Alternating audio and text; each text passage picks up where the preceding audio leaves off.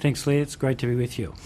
These are your first public remarks since the 50 basis point rise. I wanted to immediately ask, therefore, why did the Reserve Bank go so hard? It was a little bit unexpected. Well, I think, Leah, Australians need to be prepared for higher interest rates. We had emergency settings during the pandemic. I think that was the right thing to do, but the emergency's over.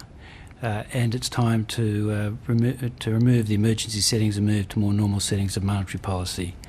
The other consideration was that inflation's high. It's too high. At the moment it's 5%, and by the end of the year I expect inflation to get to 7%. That's a very high number, and we need to be able to chart a course back to 2 to 3% inflation. I'm confident that we can do that, but it's going to take time. And with inflation being as high as it is, and with interest rates as low as they are, we thought it was important to take a decisive step to normalise monetary conditions, and we did that at the last meeting.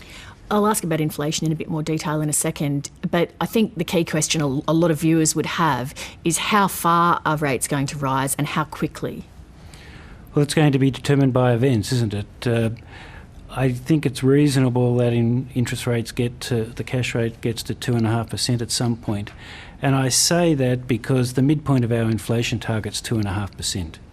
So an interest rate of 2.5% in inflation-adjusted terms is really an interest rate of 0. Which in historical terms is a very low number, and I would expect that over time we would average an inflation-adjusted interest rate of more than 0. How fast we get to 2.5%, indeed whether we get to 2.5%, is going to be determined by events. The Reserve Bank Board meets every month. We have at our disposal a huge wealth of data, so we analyse that data, and at each of our meetings we'll be deciding how fast we need to go, and indeed how far we need to go. After the R.B.A. October board meeting last year, you said that rates would not rise before 2024. In May, the R.B.A. lifted rates by 25 basis points, then this month by 50. What changed from last October? What we've said right through the last 2 years was, and this is important, if the economy evolved as we expected, interest rates are unlikely to increase until 2024. So for most